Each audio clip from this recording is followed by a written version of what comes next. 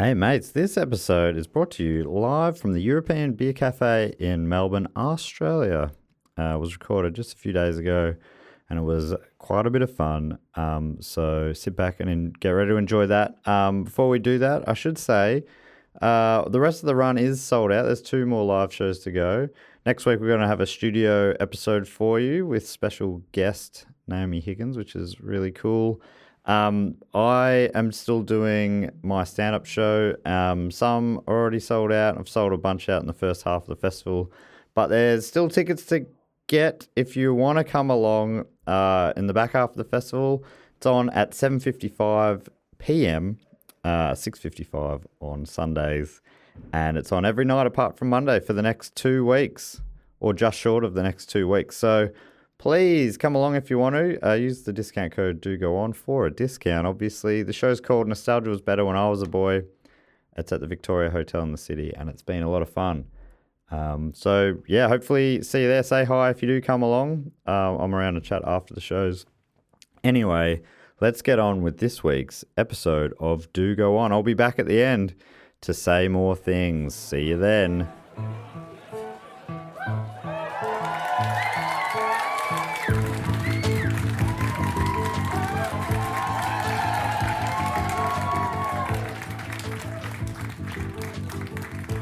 Hello, good evening. Sunday night. Welcome to Do Go On. How you feeling? Hell yeah. Thank you so much for coming out. Easter Sunday. My name is Dave Warnicky. Welcome to another episode of Do Go On. But it's not just one. It's not just 2. It is 3 people on stage tonight. Can you please go crazy for Jess Perkins and Matt Stewart? Yeah.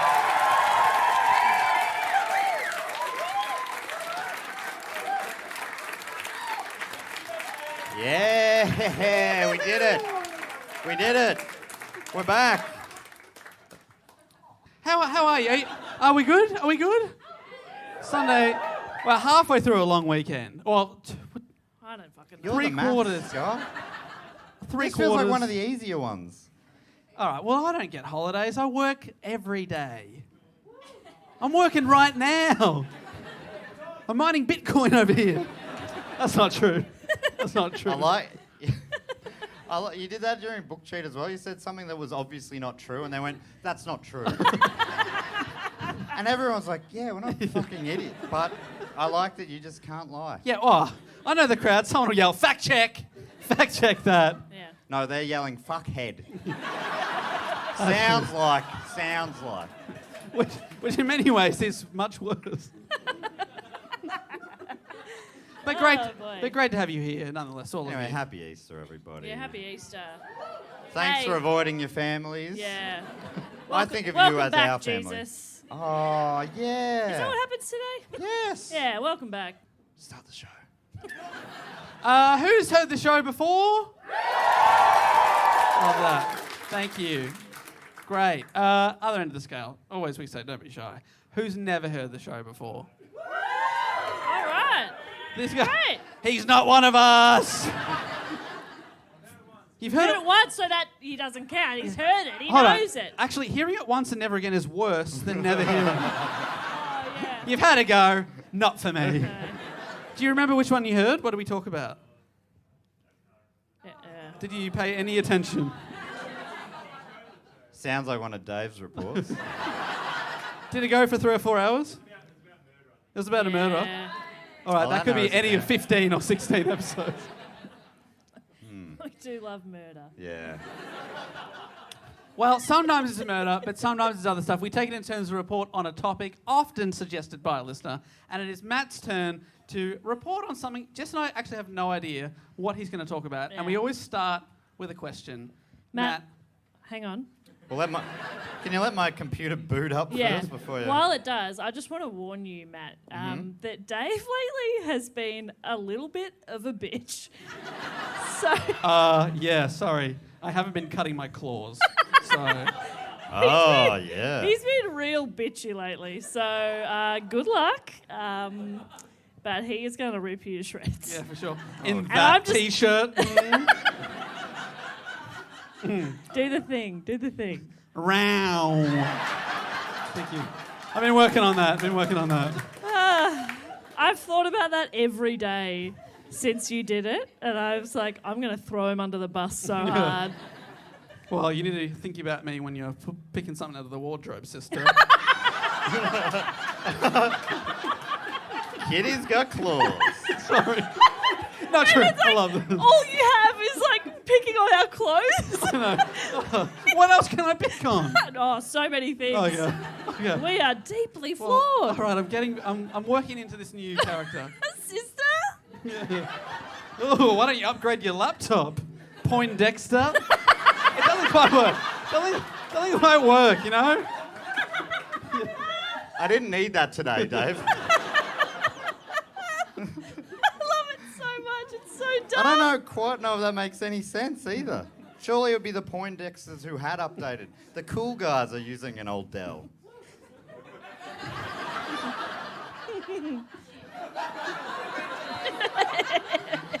Yeah, I'm rocking a 2017 model. Vintage. All right, have you explained this yet? Probably about 4 or 5 minutes ago. Yeah. Yeah. We Well, started with a boot it up. question. We're ready for it. My question is, what connects a strange but true soccer match with a strange but true story about an undead wife and a strange but true story about a meat shower?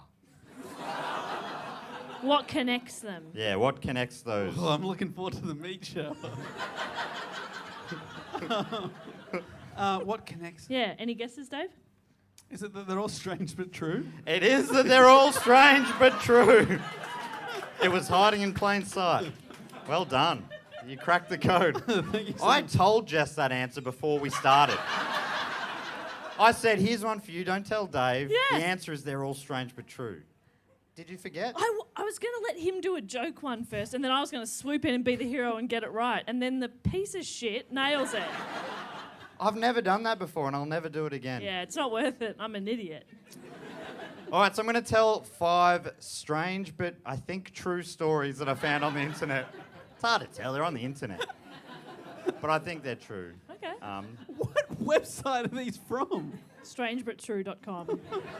A lot of them are actually from the New York Times. Oh, yeah. In an article that was published. Moment Heart. The New York Times just got a ooh. I'll give that the reverence it deserves. Some of them were reposted on the New York Times on April the 1st. So, but I looked up and I found the original thing. So unless they really committed to this bit, I think they are genuinely. All right. But this first one's definitely true. It's about the 1994 Caribbean Cup. So this was suggested by Katie O'Day from Brighton. You in, Katie? Dave, what do you think about Katie? Okay. She couldn't find anything to wear.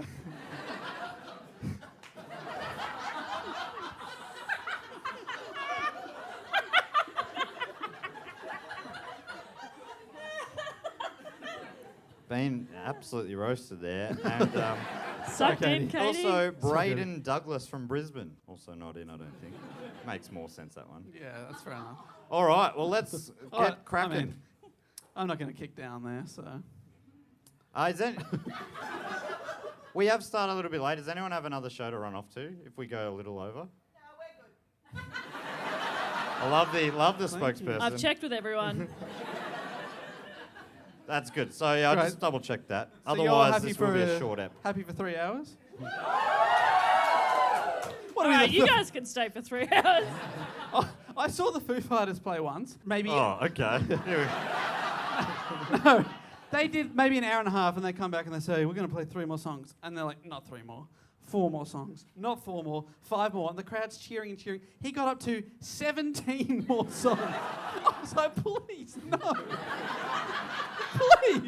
How do you have that many Oh songs? my god!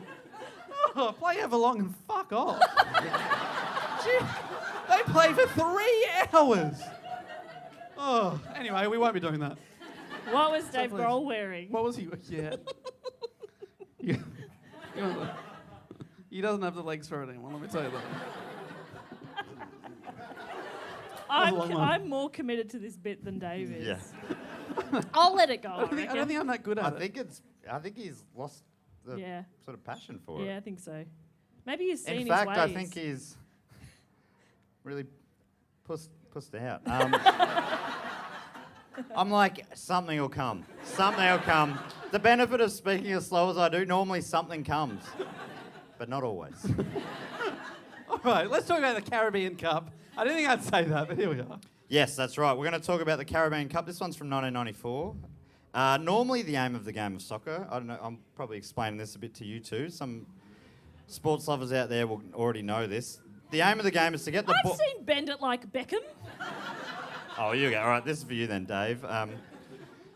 The aim of the game of soccer is to get the ball into the net past the opposition's goalkeeper, okay? Normally. Is this necessary? Well, that's normally Okay. the case. But in this strange but true tale, that is not how things went down. Let me take you back to the infamous match between Grenada and Barbados in the 19... Ow! In the 1994 Caribbean Cup. Heading into this... Did you say cheer rather than cheer? Oh, good year. That makes a little more sense.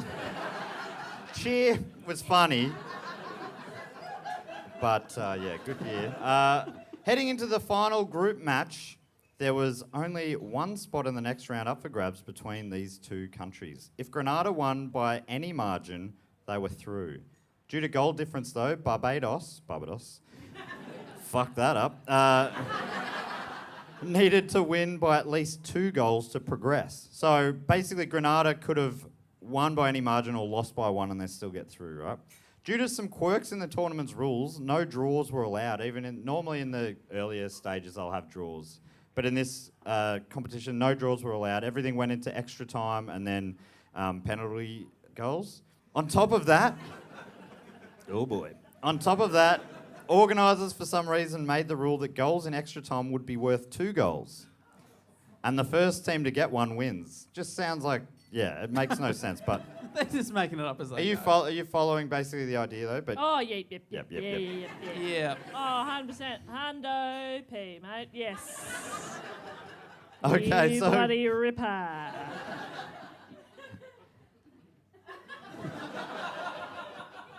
Okay, so Barbados got to an early 2-0 lead. All right, so if they blew the siren, then they were through. But unfortunately for them, Grenada struck back, bringing the score to 2-1 with only 7 minutes remaining. This meant that if Barbados wasn't able to score in the final minutes, they would be bundled out. But this is where it gets strange, but true. I mean, it's all been true so far. Oh, okay. Because of the quirk of the rules, Barbados, I don't want to have to commit to that. I'll have to say it's whatever. So I'll just fucking do it. Yes, I will dance. I am a monkey. Because of the quirk of the rules, Barbados realised that their way through to the next round might have to come via scoring for the opposition. What? What? The Bleacher Report takes it from here. One Barbadian striker realised that his team were unlikely to score another goal against Grenada. They'd parked the bus, and with only a few minutes to go, and Grenada playing an ultra-defensive tactic. So instead, he decided that their best chance of winning was to make the game go into extra time and score a golden goal, which would count as 2 goals. So he promptly powered the ball past his own stunned goalkeeper to make it 2-2.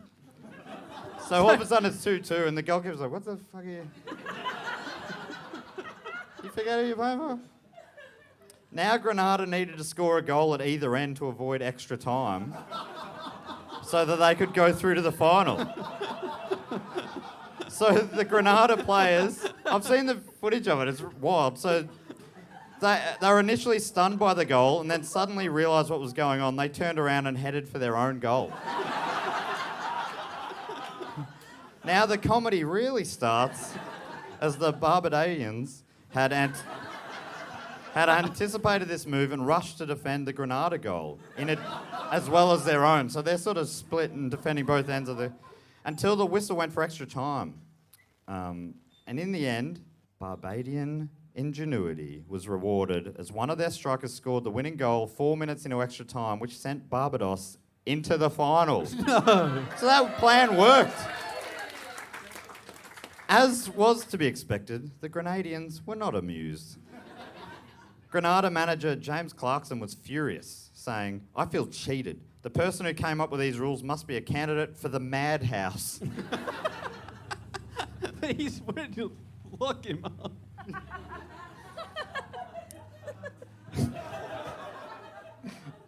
I think he was being genuine too.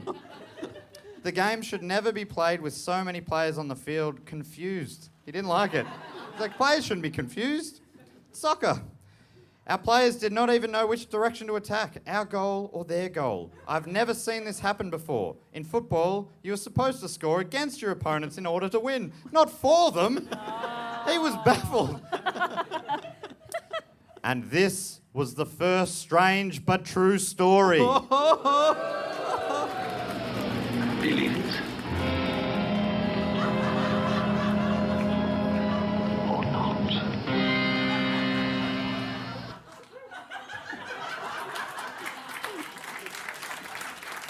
You love that? I loved it. Phew. For a second I thought you were making fun of me. All right, well, let's get That's into Dave's job. He's the bitch. Go on, get him. Football, I more prefer polo. You know, Dave has a drama degree. He's you can very tell. good. You can tell. Dave, for the people at home, you can't just do the hand, you've got Oh, to sorry. say the hand. Ow! Yeah. Like, that was a bit of Jack Nicholson. Okay. Anyway. All right, the next one comes from, and this is going to really impress that person over there, the New York Times. Whoa! It's a story from March 15th, 1904. And the headline is long. And it really tells the whole story. And I thought about not saying it, but fuck it. Wife, it's so long. All right. Wife returned after having fine funeral. Then Valenti learned he had buried the wrong woman. It's not done. Asks City to pay the bill.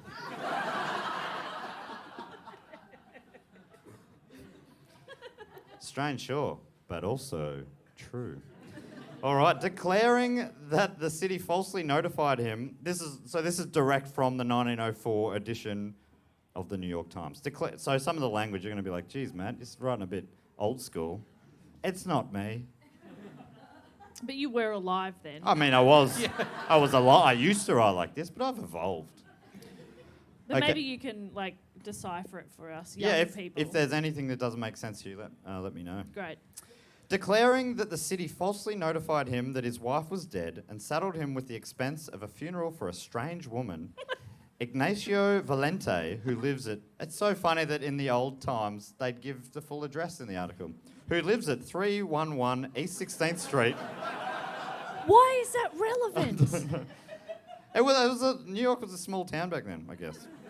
Has filed a bill for $250 against the city. The Auditing Bureau of the Finance Department now has it in charge. Valente is an Italian. They don't do this anymore, do they? But interesting. Is that the whole sentence? No, Oh. there's a comma. Okay. Valente is an Italian, which made me instantly relate to him as a Swiss Italian man. 116. And about 6 weeks ago, he quarrelled with his wife Angelico over the way she cooked macaroni. Playing to the stereotype much, buddy? I can say that. As a result of the quarrel, the wife left Valenti's home, declaring she would rather die than return. Oh no. When Oh, no. Valente's rage had cooled about the macaroni, he became worried over his wife and started a search for her. Nah, he just got hungry. But he refused to eat the macaroni. Yeah.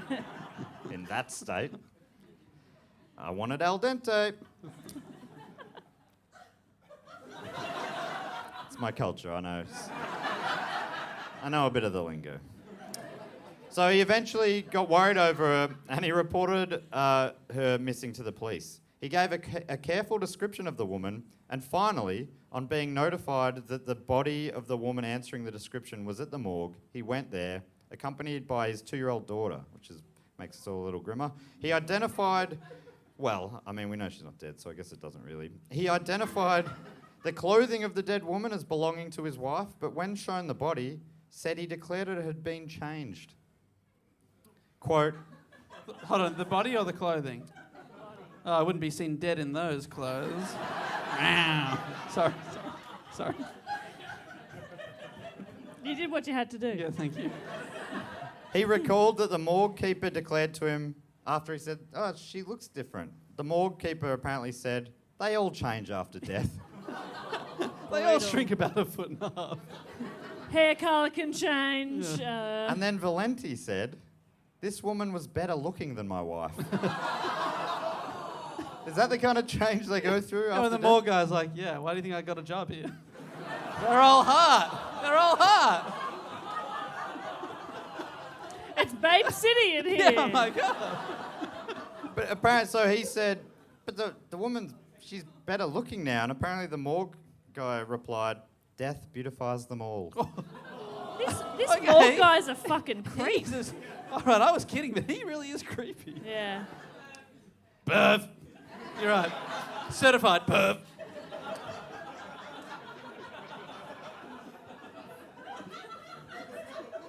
Smothering his doubts, Valente says he had the body brought to his home and then, in response to an old request made by his wife, got out the wedding dress used by Mrs. Valente and had the strange woman attired in it. The funeral was held and Valente footed the bills, he declared. Notice of the event was published in the Italian papers and the real Mrs. Valente read it and then headed for home. Valente, on arriving home, discovered the real Mrs. Valente rummaging about for a wedding dress. "What has become of it?" she demanded. "Why, I buried you in it 3 days ago." It's so casual. Hey, hun. Don't you remember? You are so forgetful. First you forget how to make macaroni the way I like it, and then you forget that you're dead. She convinced him that she was really his wife. Oh my God. And then he went after the city, asking them to pay him $100, which he spent for the funeral of the wrong woman, $40 of wages lost through grief, and the illness that followed, the shock of finding his wife alive. Not when he found out she was dead. The illness really hit when she came back. And $110 for the bridal costume, which he had placed on the corpse. He asserts that he never would have accepted the body of the other woman whose identity is still unknown unless the morgue keeper was forcing him to believe that it was the body of his wife through that morgue keeper's full-on horniness. This was another strange but true story.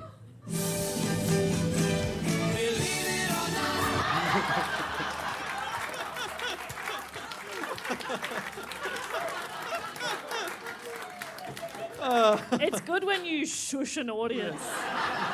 Shut up, shut the fuck up, shut the fuck up. I got a really good joke, shut the fuck up. Especially when you're not sure if it will be worth it. Oh, all right, that's 2 down, 3 to go. Bloody hell.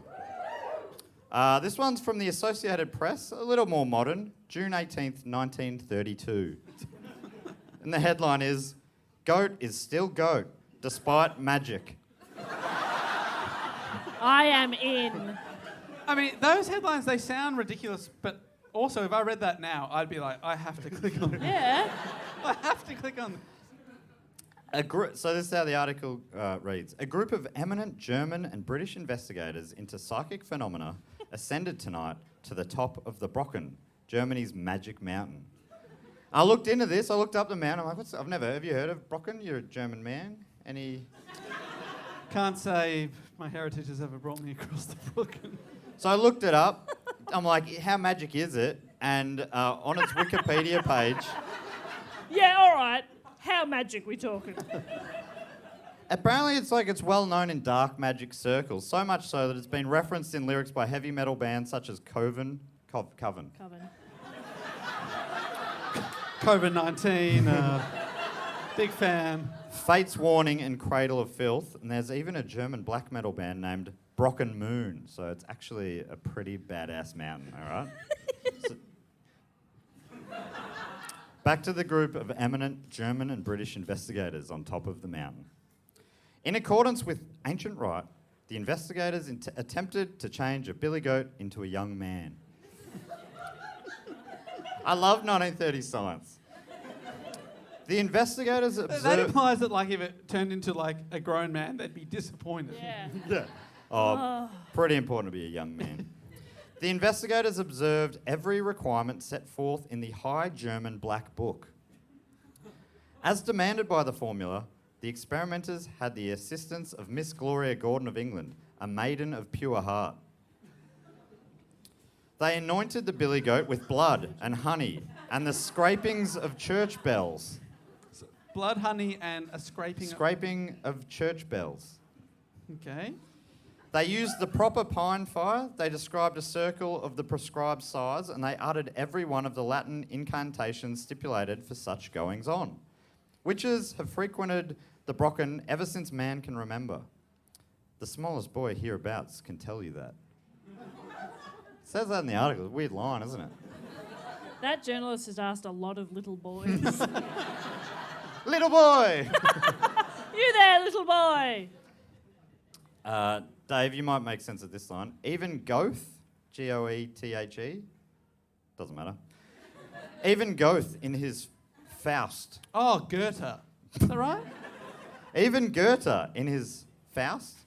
Faust. Faust. It's like that famous German The story. Faustian Pact, yeah. Recognised that this was a place where no ordinary things happened. He wrote, "The witches on the Brocken sail, the shoot is green, the stubble's pale, and high above them, throne's old Nick." It's gibberish. Doesn't matter. Could have edited that bit out. But I wanted Dave to show how smart he was, which he barely did. Oh. Looks like the bitch has been bitched.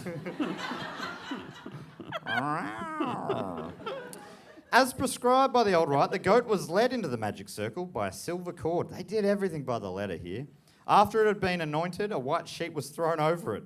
All the proper abracadabra was intoned. Then, in a weird monotone, Harry Price, director of the National Laboratory of Psychical Research in London, boomed 1, 2, all the way to 10. That sounds like Dave Grohl. Doesn't it? Please stop. Please. No. And in your mind, are you picturing a crowd here? Yeah, people in a circle maybe all around it. There's more than 100 spectators Oh, shit. who've come up the mountain to watch this, huddled in overcoats to protect them from There the really swirling wasn't mists. anything to do. Nothing to do in the 30s. You just go see a train pass by or see a goat stay a goat. Well, I did spoil it earlier, Yeah, but... I so spoiled it again. They put the white sheet over the goat, and he counts to 10.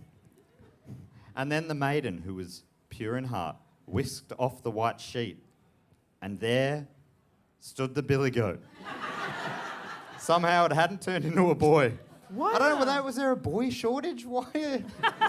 We need more boys. There's another way to make boys. No goats required. Similar to a classic Phil Collins album. No coat No required. coats required, is that it? Jacket. Jackets, fuck, that was so close to being good. Just imagine how good it would have been. Can you imagine if he'd written a different album title? And any of you had heard of it? Oh. The article ends with the line, "The spectators applauded heartily, and the investigators said they were satisfied." This was yet another strange but true story.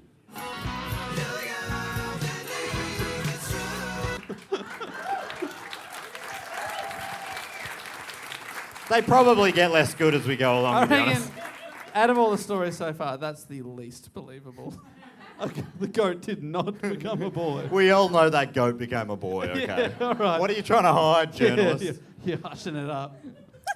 This one might be the wildest one yet. Ooh. Actually, did I say 5? There's 6. All right. I am feeling a little Dave Grohlish. All right, the next two are pretty short, though. John R. Erickson is a children's author. Shut up. Oh. Not you. Oh. John R. Erickson is a children's author whose Hank the Cowdog series has sold more than 8.5 million copies. Hank the cow dog? Yeah. They put a white sheet over it. Started as a boy. So this children's author wrote an article that really grabbed my attention. It was called Strange But True Pet Tales. And I'm like, well, this sounds like it'll be right up the alley of this report today. How strange, though? You judge for yourselves.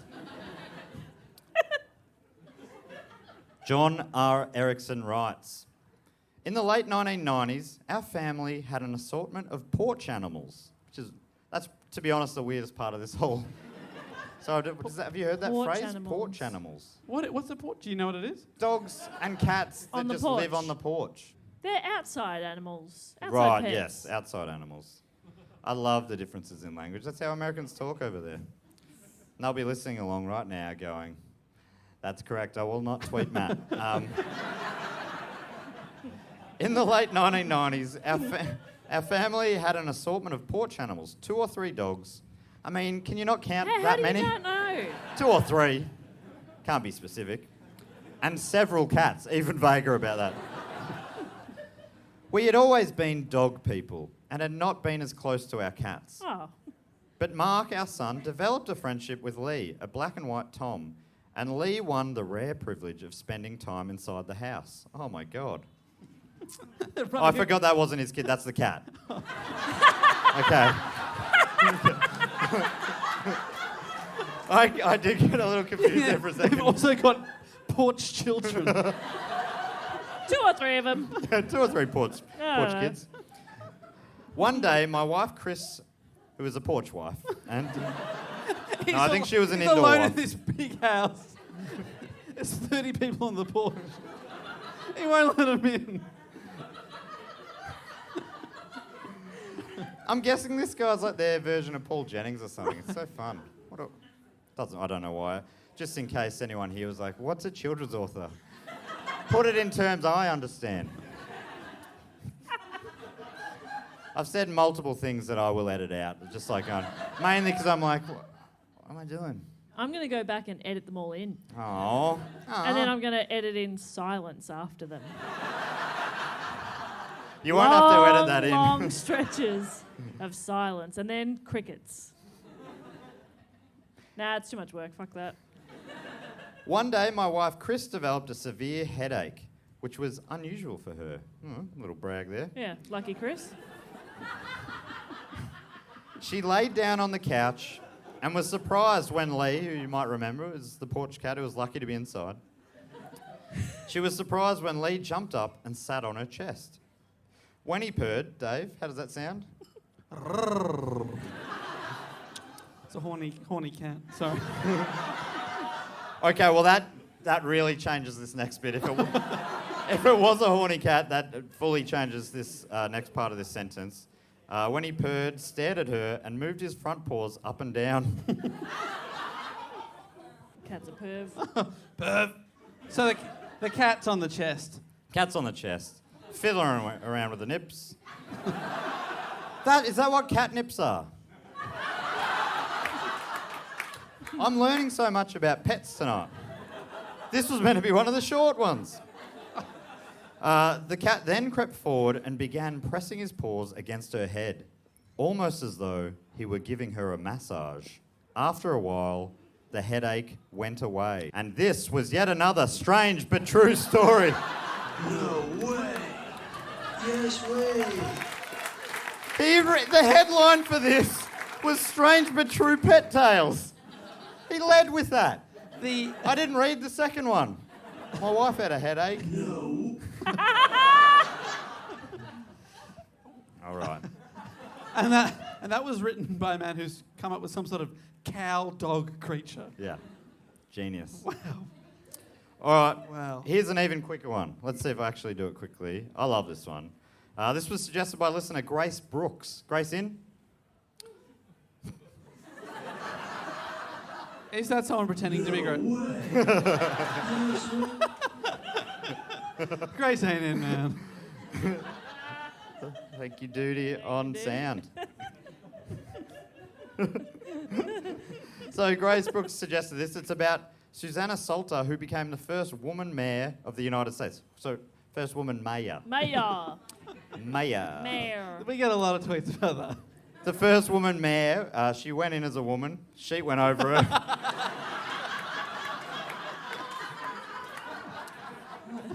All right, so Susanna Salter was elected mayor of Argonia on April the 4th, 1887, and it was a surprise even to herself. Her name was placed on a slate of candidates as a prank by a group of men against women in politics, hoping to secure a loss that would humiliate women and discourage them from running. Okay. Men are cool.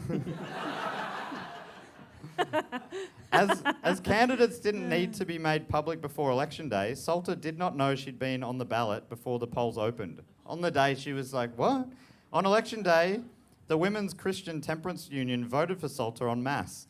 And also did powerful Republicans also agree to vote for her, which led to Salter securing the victory by a 2/3 majority. So these guys are like, well, fuck women up here. Oh, no. That backfired in a big way. But it also goes down in history as yet another strange but true story. Do you believe it?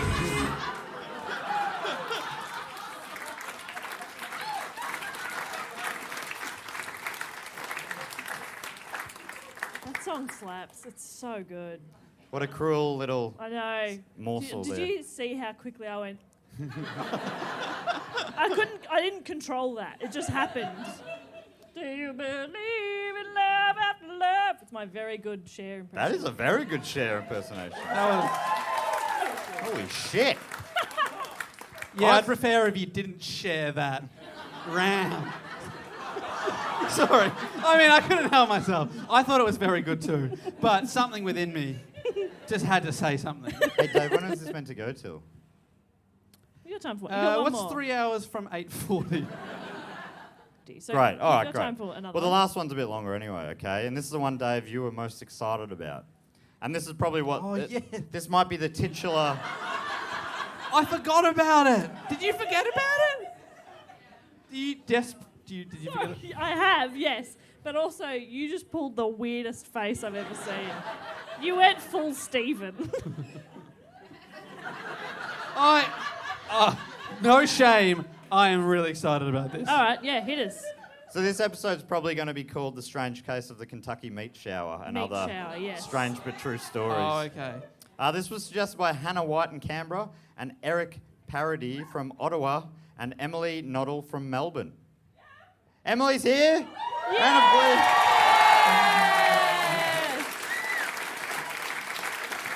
Yes! Has that ever happened? It happened twice in Primates today. It's never happened in one more Duke- time? Oh, no. Oh, wait. Hannah is here as well from Canberra. Oh! That is actually sick. That's pretty great. That's so good. Strange but true. Eric.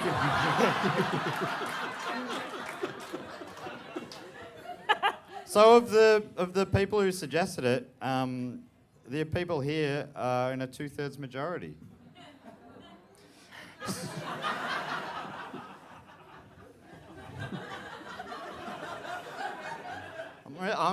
I mean, I hate to make excuses mid-show, but I'm real tired. Come back next week, I will be back on. I'm killed every other time we've done this, so this is a weird Every misstep. other time? Every other time. Every other time. Yeah. I actually kill in a 2/3 majority. Saved it. So for this one, I'll be quoting a bit for the start from an article by Beck Crew of the Scientific American. And this story goes way back to the 3rd of March, 1876, when large hunks of flesh fell from the sky over Olympia Springs in Bath County, Kentucky. Still keen? Hell yeah. If you don't like it, I know 2 people you can blame.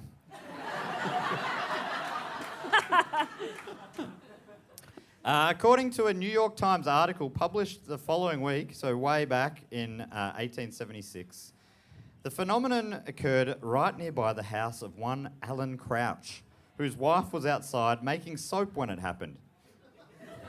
Bit ironic, I guess. In How? a town called she's getting rained on by meat. She's making something to clean. But the thing you clean, that's also made from fat. I don't know if it's ironic, let's be honest. I keep finding connections that aren't amusing. But they are. Yet keep saying them out loud. I can't stop. But I will now. I'll just read and I'll see if you guys can pick up the slack for fucking once. Yeah, well, Wow. you should change your slacks. Honestly, I should have... Yeah. There's a fucking hole in it. There's a hole right up. Right up the You clack. can ask for a refund and I wouldn't mind. Look at that. What? I'm so Don't look sorry. at that.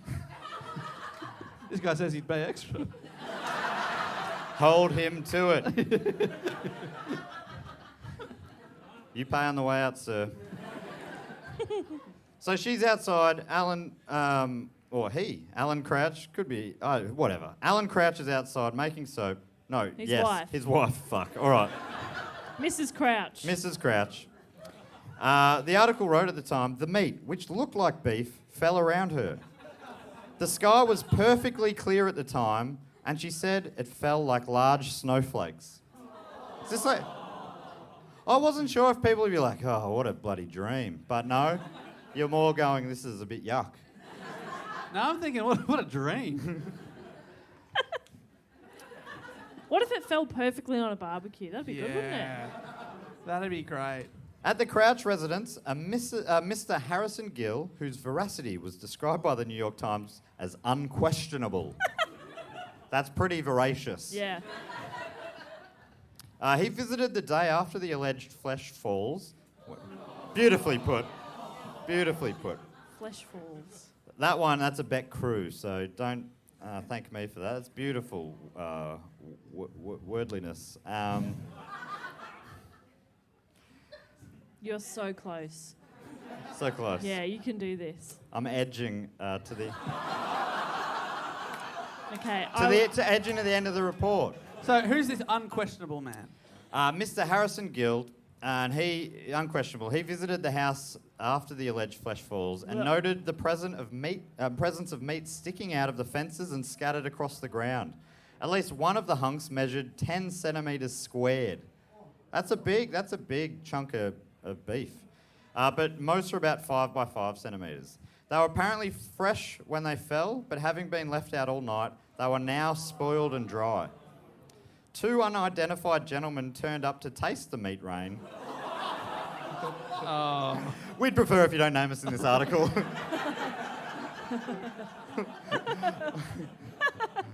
But we're having a delicious time. They declared that it had the flavour of either venison or mutton, so which is like old deer or old lamb, right? Old lamb being sheep, probably.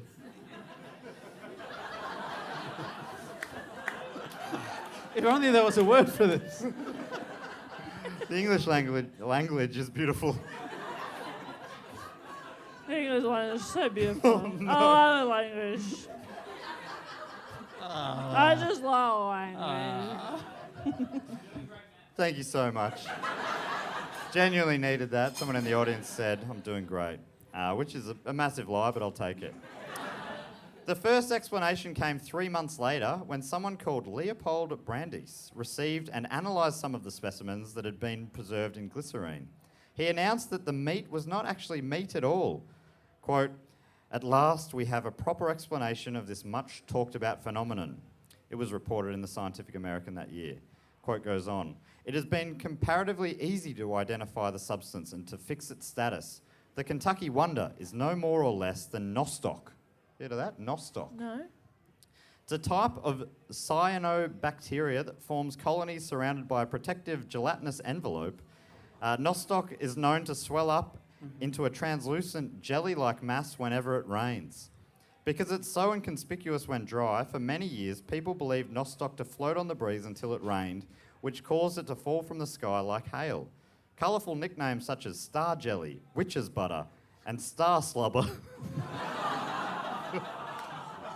Okay, those are our new nicknames. Eye shotgun, star slubber. I'm changing the group chat immediately. I'll be Star Jelly, thank you. Problem is... What's that leave, Dave? Witch's jizz or something? Yes, witch's jizz. Yeah, that'll be my nickname now. So he was so sure of it, this man that I named. Leopold Brandeis. He was so sure of it, he said the rain made it wet and that turned it into that. Ah, interesting, Leopold, because they said it was a clear sky. Oh. There was no rain. It was a perfectly clear night. Leopold, you dumb fuck. Do a bit of research. Fuck, I hate Leopold. I think he's a plant from Big Mutton, you know? Coming down, pretending that it's Nostoc. Who's heard of that? No one. It sounds made up, doesn't it? Yep. Brandeis, Leopold, the dog, had given a couple of mystery meat samples to a president of the Newark Scientific Association, Dr. A. Mead Edwards, who said it was likely that the meat was actually lung tissue of a human infant or a horse. I don't know if I trust this guy.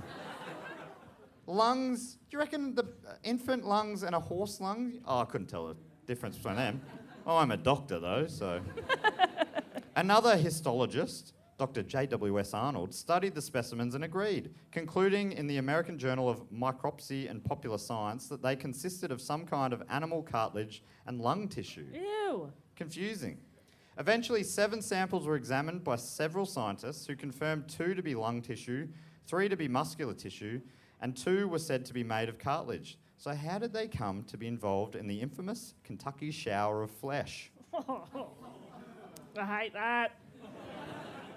Dr. Kastenbein, who wrote in an 1876 edition of the Louisville Medical News, posited that the substance was actually a bout of projectile vulture vomit. Still loving it, Dave? Yeah. Yep. Fuck yeah. Having obtained a sample of his own, Kastenbein set fire to it and observed that it smelt distinctly of rancid mutton. That was his scientific test. I'll just set fire to it. Yeah, I've looked at it. If that's I've all it sniffed takes, it. I'm a scientist. It's ridiculous. Set fire to heaps of shit. Do you? No.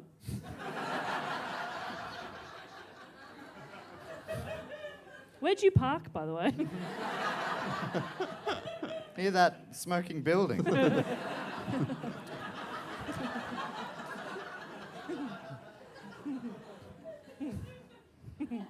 I'm going to burn your house down. So this is from... Matt, Oh, look at me when I tell you. yes? I'm going to burn your house to the ground. Can you let me get my insurance in No. order? Oh. Well, that's just mean then. Dave, your house is fine. Thank you. Matt's going to need somewhere to stay. He can live on. You can live on my porch. It's big. It's real big. So this is a quote from Kastenbein. The only plausible theory explanatory of this anomalous shower Here we go. Here we go. These fucking science cunts. Leave it. Leave it.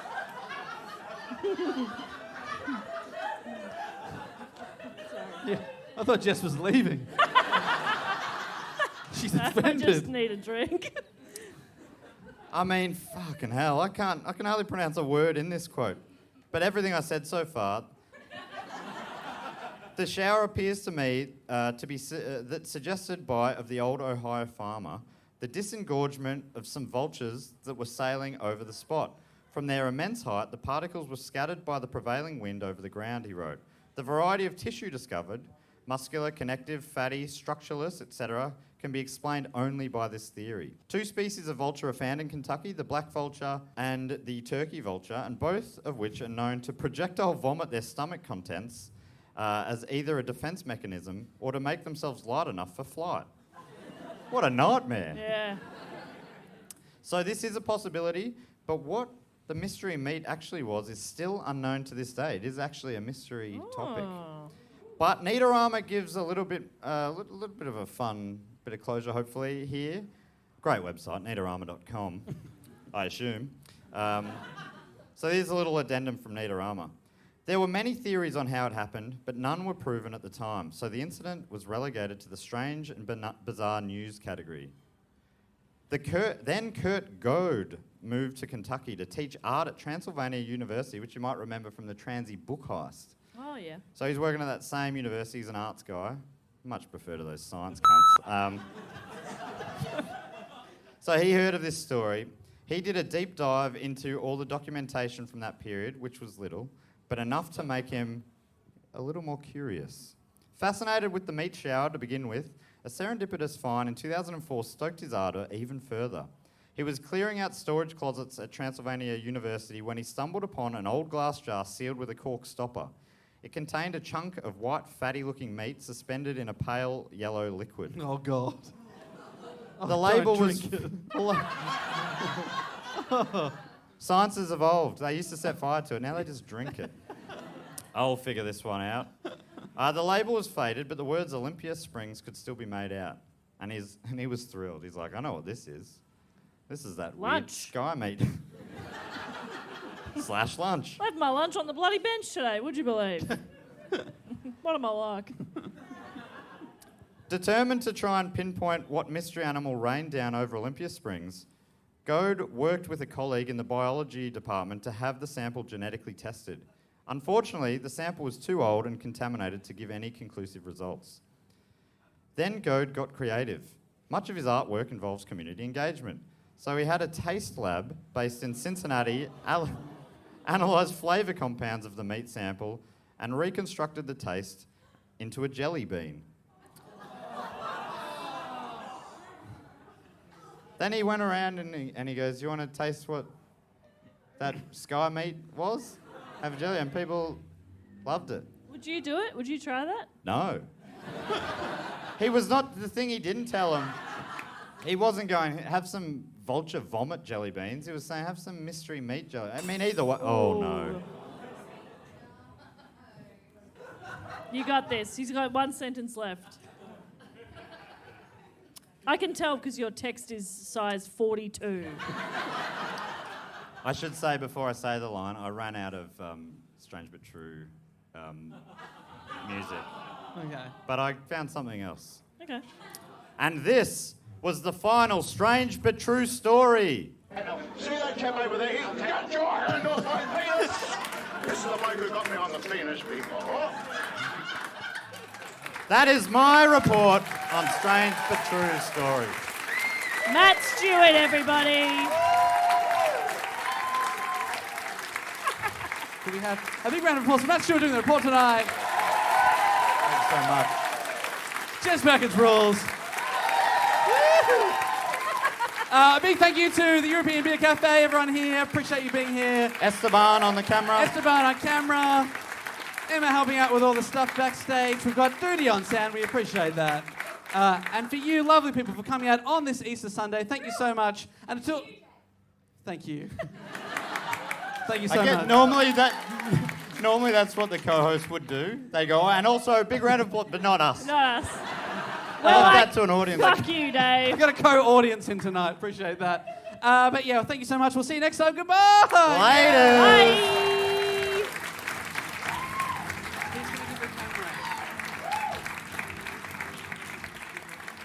Well, well, well. What a triumph that was. We did it. Can you believe it? The podcast is back. It's live again. I can't believe it myself. So exciting. But we don't have to bang on about that anymore. We've got now everyone's favourite segment of the show, the fact, quote, or question section. I'm not sure if Bob did this last week, but, you know, it'd be very difficult to do it without me, obviously. I'm the master of this, make it look easier than it probably is. It's actually quite a difficult segment to run, but I bloody make it happen each week. I'm padding, even though I could just pause the recording while I search for these.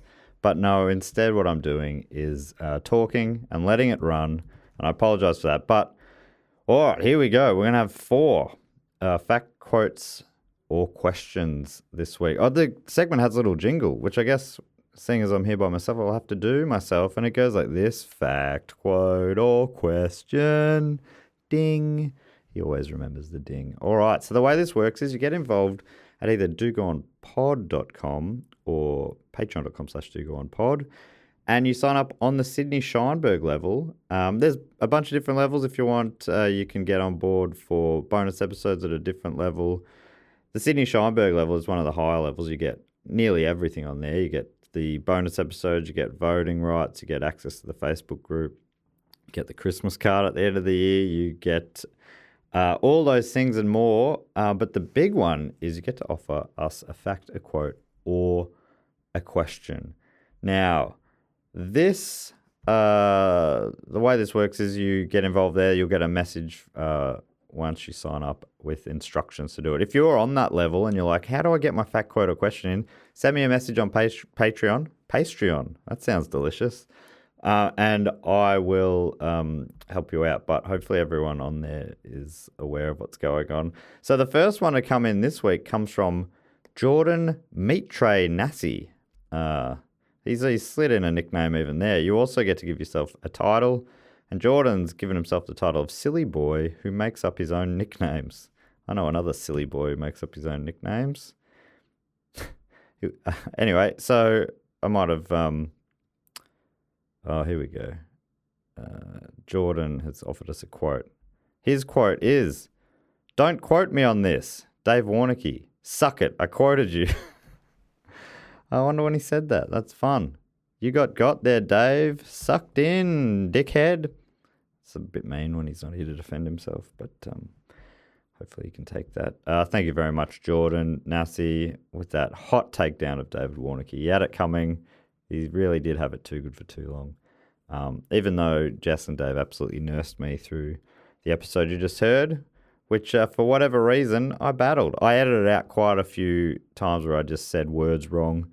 I made some bad puns, and I edited them out as they bombed, and no one needed to hear that. You have to be there in the room to hear such quality. So the next one comes from Jacob Lane, and Jacob Lane has given himself the title Lisa S. No, that's too obvious. Let's say L. Simpson. If you don't know Jacob, he's our resident Simpsons expert, and that's right off the bat, a hot quote from The Simpsons. Jacob's asking a question. Let's hope it's addressed specifically to me. Hey guys, oh, that's a bad start. That's at least two or three of us. Hey guys, I was just wondering what your favourite place you've holidayed to around the world is. I'm currently planning a trip to Japan, and I'm considering extending that to some other parts of the world. So any recommendations would be greatly appreciated. Also, if I have to answer my own question, which I always appreciate, if you ask a question, the fact, quote, or question, I really do appreciate it if you answer your own question, which Jacob has done here. He says, I guess my favourite place I've holidayed is to the Doha International Airport. There was a train in there.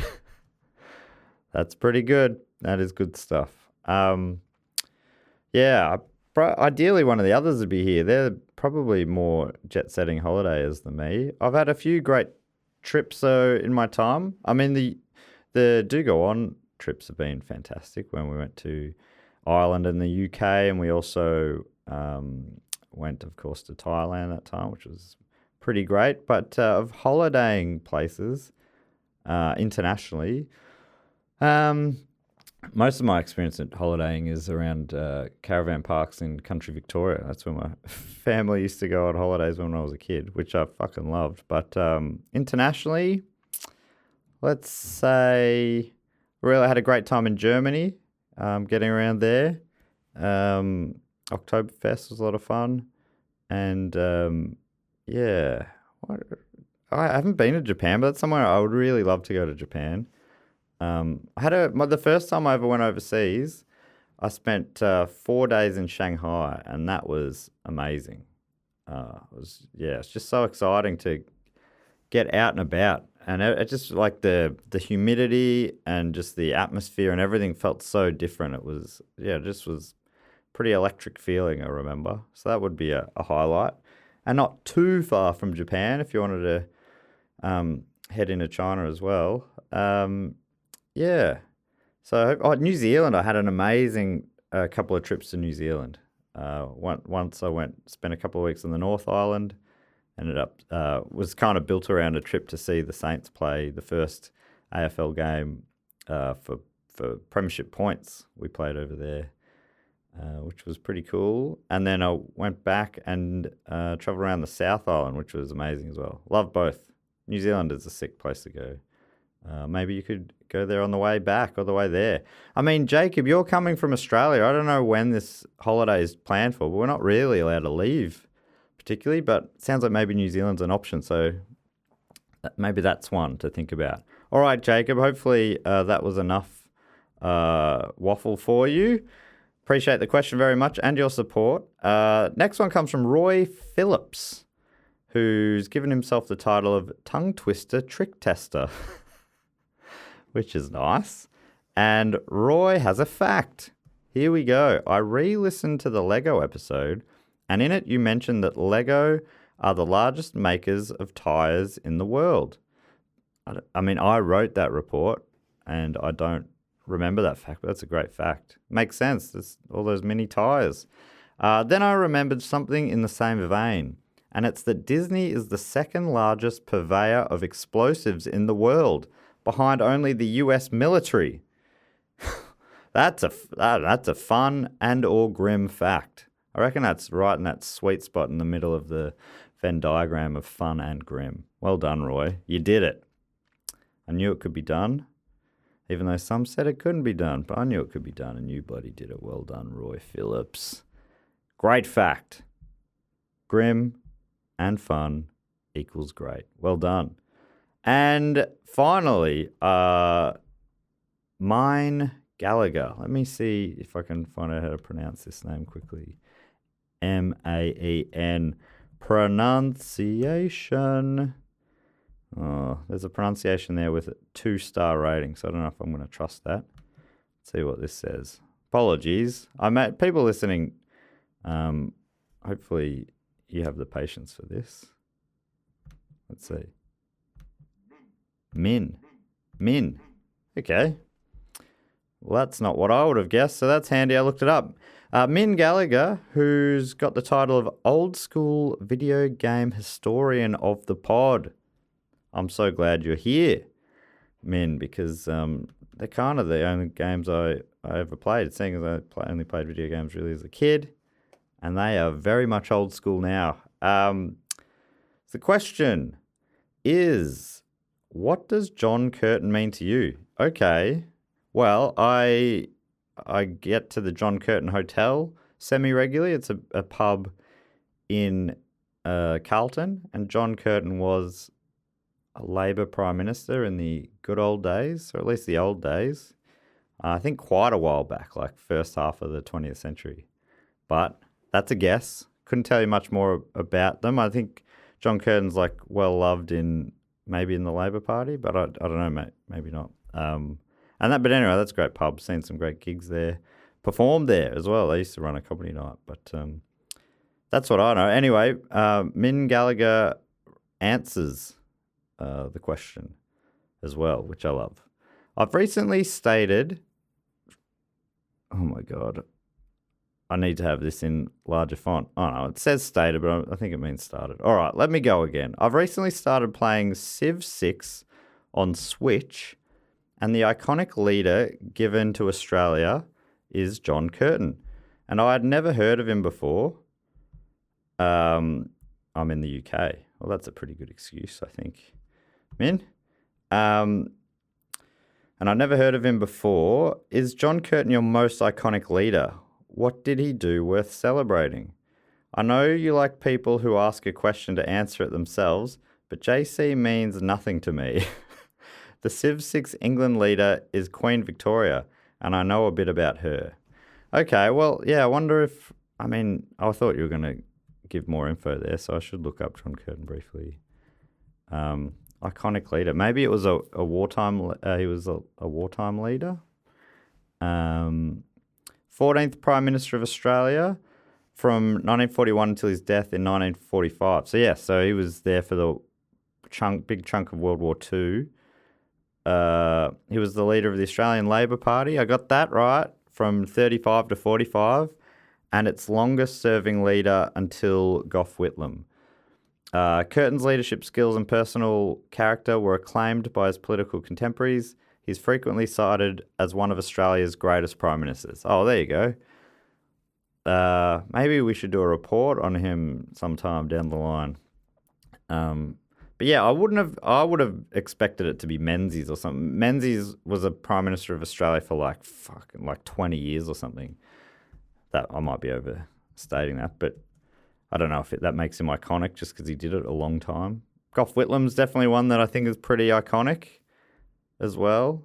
But yeah, John Curtin sounds worthy as well. Let me see if I can find out how long Menzies was leader for. He was on the other side, the Liberal Party, which is the Conservative Party in Australia. And he was Prime Minister from 49 to 66. 66, actually, fun fact, was the year the Saints won their one and only premiership. But he was booted out before then, so didn't hold the office at the time.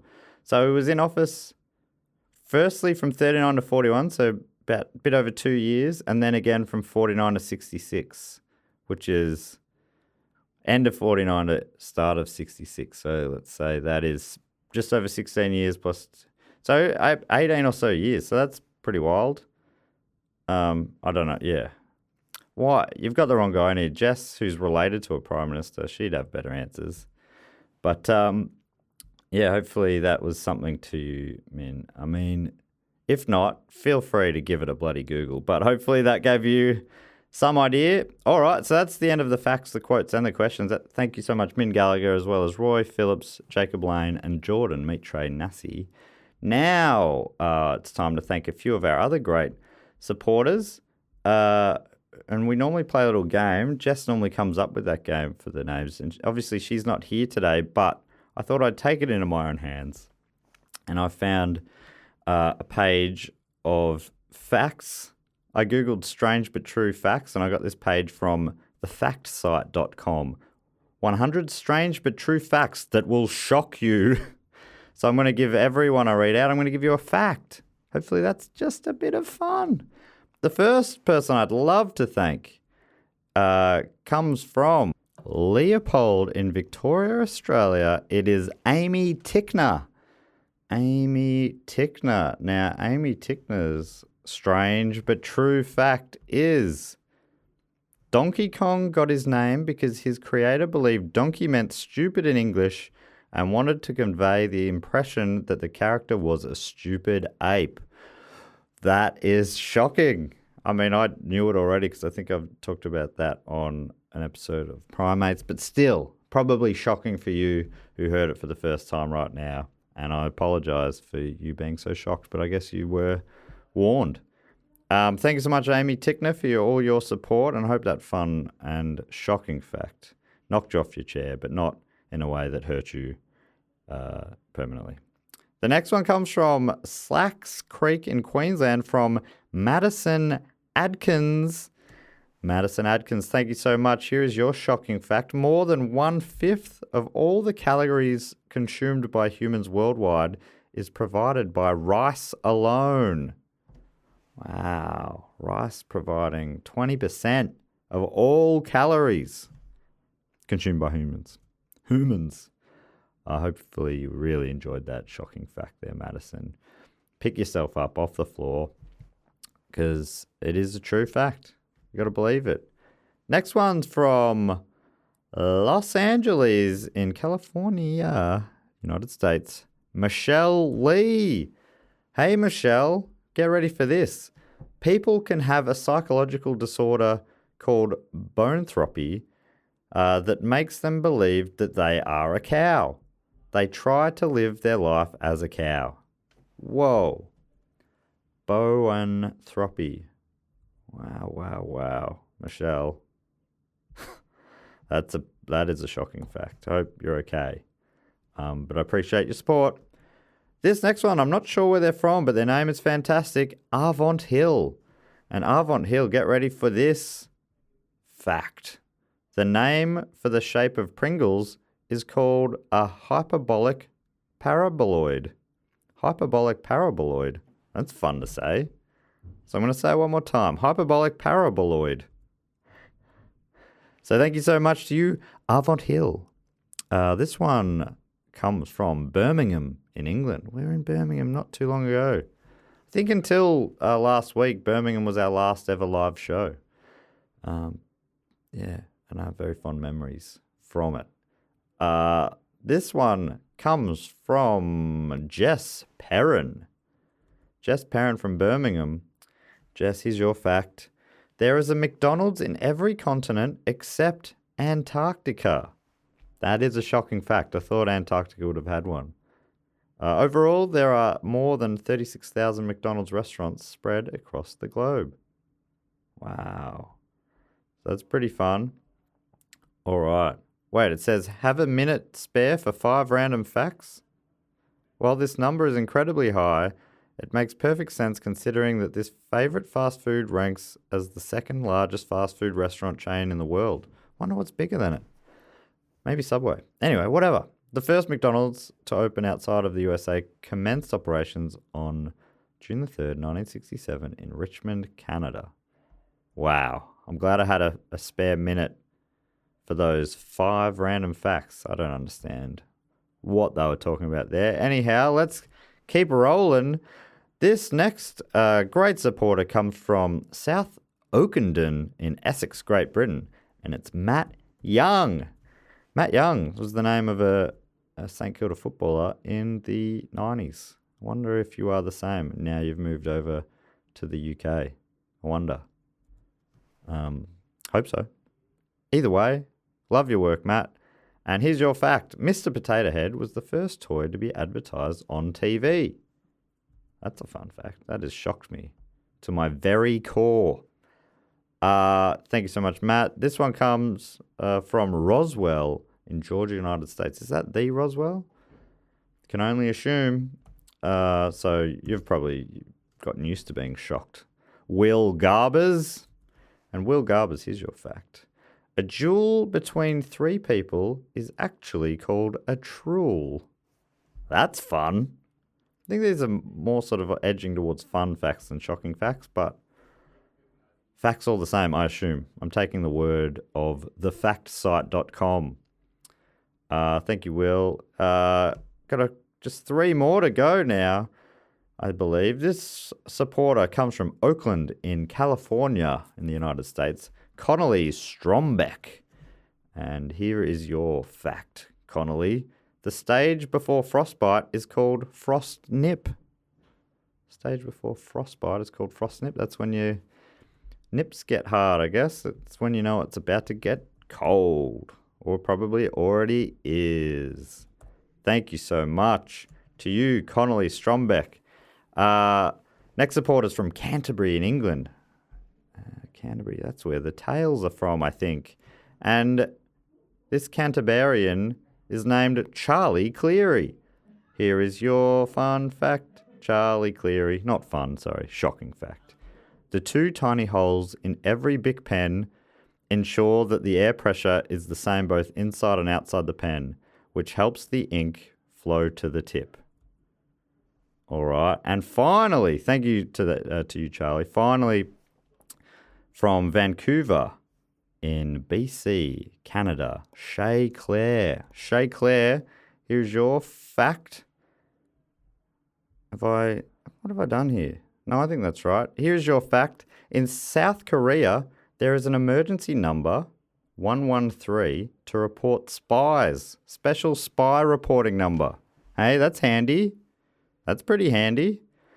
Okay, so that's all our shout-outs for today. I'd love to thank them all once again before we quickly go through our Trip Ditch Club inductees. So that's Shay, Charlie, Connolly, Will, Matt, Jess, Arvant, Michelle, Madison, and Amy. Now let's go quickly through, because we've got a few, and normally Dave and Jess really handle this. So welcoming these great people into the Triptych Club is my honour today, and I hope I do it justice.